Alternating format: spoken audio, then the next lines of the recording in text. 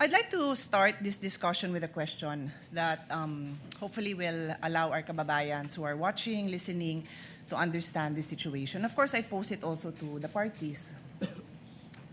If the government had in mind that there's a business, and of course, a particular businessman or businesswoman who is violating a lot of laws pertaining to the operation of their business, be it customs law, BIR, regulations, can they just proceed and pwede ba silang basta na lang mag-request ng dokumento o mag-file ng kaso na requiring the businessman and the corporation to produce those documents?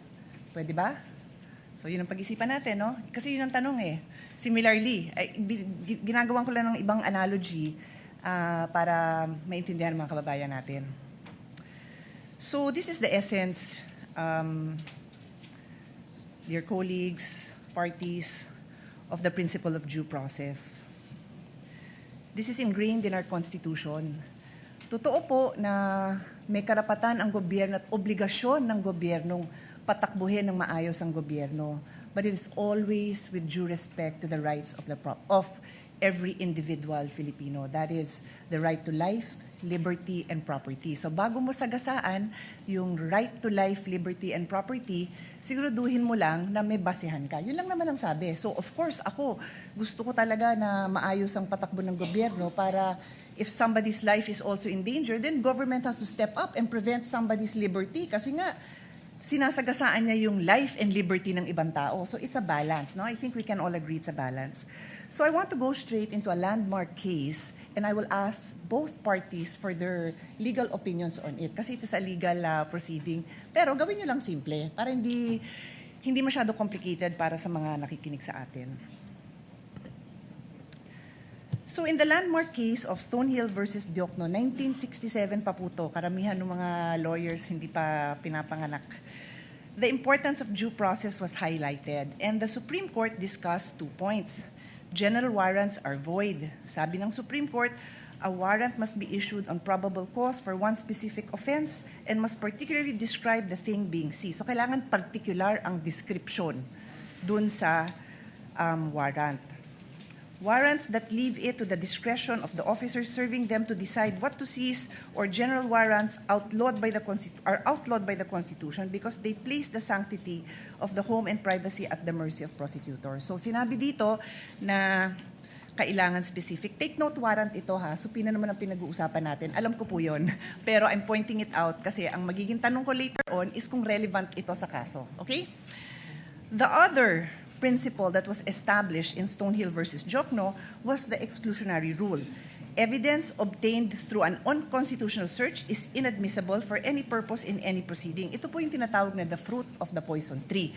Pag nakuha mo yung information dun sa bawal na paraan, kung ano yung information mo, bawal ipakita yon. And this is where I need to get guidance from the presiding officer. If I'm allowed, I don't have to name names, to share the discussion that we had in caucus para lang mabanggit ko na ito yung mga provisions of law na napag-usapan. Am I allowed to do that? Would you like me to approach you? Please let me know because I will abide. Basically, because ang nangyari is we had our own discussion and I want to mention the provisions of law that we discussed. I don't have to mention names. The lady may proceed. Okay, thank you. So, tungkol dito sa exclusionary rule, ulitin ko, fruits of the poison tree, dun nga sa aming very open discussion, and I thank many of our colleagues who were I think we engaged in a fruitful discussion for some, not for all.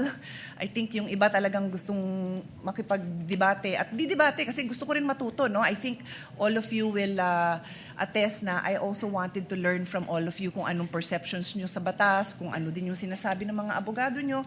So dun sa fruits of the poison tree, sabi ko, kung yung pinanggalingan ng mga dokumento bawal na kunin ng basta-basta, then paano mo gagamitin?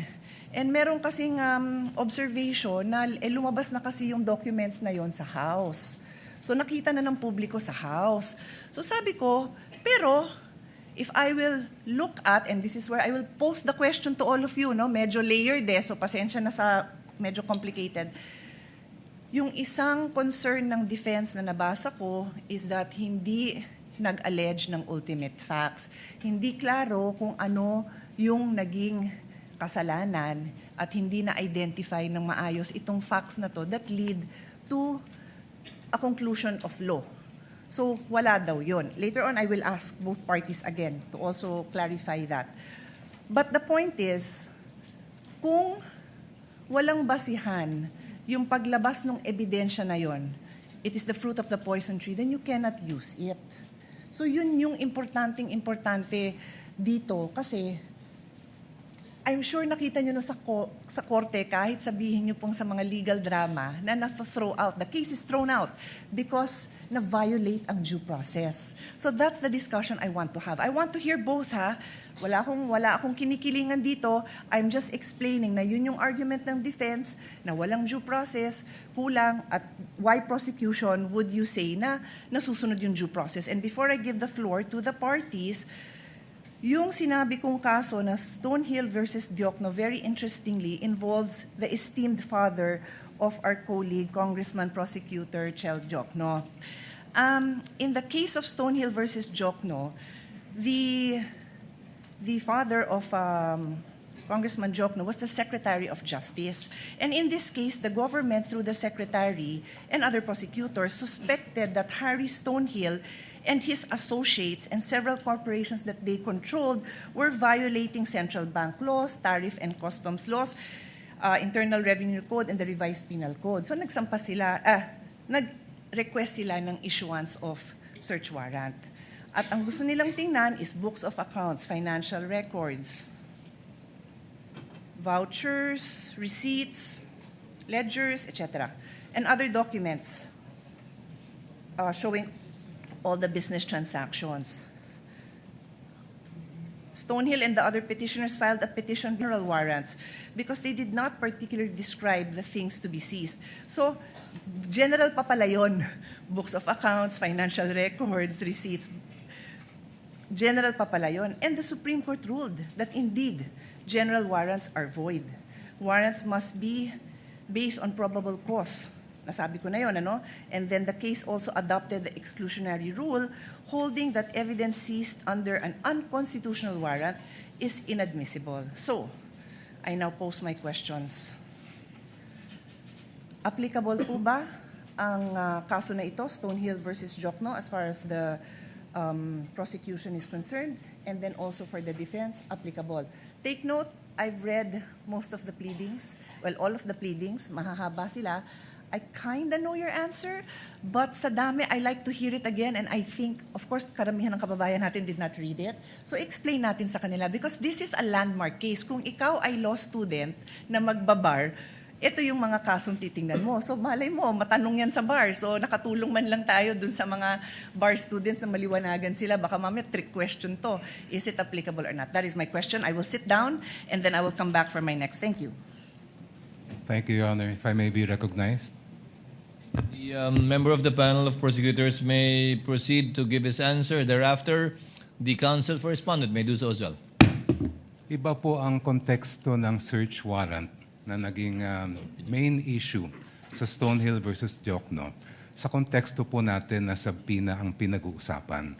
Ang search warrant po, ang governing law po dyan ay nasa Bill of Rights natin, Article 3, Section 3. At kaya siya nandun dahil very invasive po ang search warrant. Pag ang isang judge ay nag-issue ng search warrant, pwedeng pasukin yung opisina o yung bahay ng person involved, pwedeng halungkatin yung lahat ng mga gamit niya doon sa kanyang opisina o sa kanyang bahay. Kaya po naglagay ng maraming limitasyon ang ating konstitusyon dahil marami ng pang-aabuso, marami ng mga halimbawa ng pang-aabuso na nangyari kahit noon pa. Iba po ang pinag-uusapan natin ngayon. Ang pinag-uusapan natin ngayon ay subpoena. Hindi po ito license to enter an office or to search any place. ito po ay mismong humihiling lang ng mga dokumentong nakasulat sa loob ng subpoena. Therefore, the contexts are very different. When we speak of a search warrant, I do agree there should be very specific limitations on how that warrant can be enforced. Pagdating naman po sa subpoena, meron din po yan, but that is not governed by the Constitution. It's governed by Rule 21 of the Rules of Civil Procedure, which basically provide that for a subpoena to be valid, it must be relevant and it must be definite. Ibig po sa relevance ay may kinalaman o may kaugnayan yan sa mga kailangan patunayan ng mga facts. At pagdating naman sa definiteness ay klaro kung anong mga iba't ibang dokumento ang hinihingi. In our case, we respectfully submit, Your Honors, that we have met both the standards of relevance and materiality. The BIR records, the bank records, and the records of the Anti-Money Laundering Council are relevant to the facts in issue pertaining to the charges of unexplained wealth. Hindi po natin malalaman kung talagang merong unexplained wealth ang Vice President kung hindi natin mabubuksan yung kanyang mga bank records, kung hindi rin natin makikita at mailalatag ang anti-money laundering at BIR records po nila. And insofar as definiteness is concerned, we have specified the particular documents that we are requesting, and we have included as well an explanation of why those are important. Kaya sa aming pananaw po ay we have satisfied the requirements for a subpoena duces tecum. Thank you. Mr. Presiding Officer, before we recognize the defense, just a quick follow-up question. Hindi ko may lapit eh. Bigyan ko ng time na bulungan muna siya ng kasama I'm niya. sorry. Okay na kayo? No, it's okay. It's okay. Senator Judge Pia, would you like the counsel for respondent to answer? Not yet, Mr. Not yet. Yeah, my Okay. request was if I Okay. I'll just ask a follow-up question. You may proceed, Thank ma'am. you. Thank you for that. I appreciate his honor's response. May I simply point out, and again, please give me your explanation. Tama ho yung pagkabanggit nyo na yung nature ng search warrant very invasionary, di ba? Because it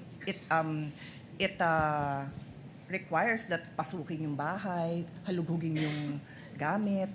Pero hindi kaya invasive din yung paghalughog ng records? Is that not extremely parallel? I mean, is it not very similar in the sense that what is being questioned now are the very essence of somebody's savings, earnings? So, which we have to agree. I think there's no doubt that that is protected.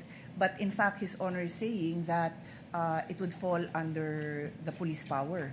So, imbis na papasukin mo sa bahay na nandun yung mga dokumento, you will do the same by asking these agencies, whether it is the BIR, the banks, or AMLA, to now reveal these documents. So that's my question. Is it in the prosecution's, is it the point of view of the prosecution na iba yun? Hindi ba invasive yun? Kayo gumamit ng word na invasionary, no, but I'll use invasive, I think.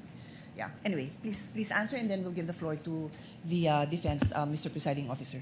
Counsel for the panel for prosecutors may Thank you, Your answer as he pleases. Yung pong search warrant, kung ano man ang makuhang ebidensya doon, ay direktang binibigay po yun sa court, and that is now considered as evidence by the court that issued the search warrant. Iba po ang subpoena, dahil pag naglabas ang isang hukuman ng subpoena, itong mga records ay hindi po siya considered yet as evidence.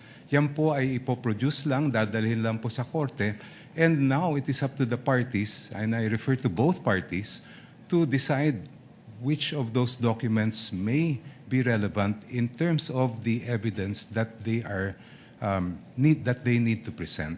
Yung pong nakikita po natin sa subpoena, it is not in any way invasive because, as I mentioned earlier, as pointed out by Senator Enrile when he was the presiding officer in the Corona trial, we are simply having those documents produced. The admissibility of those documents will only be determined after, if offered by the parties. Kaya po sa aming mga pananaw ay malaking-malaki ang pagkaiba ng search warrant sa subpoena.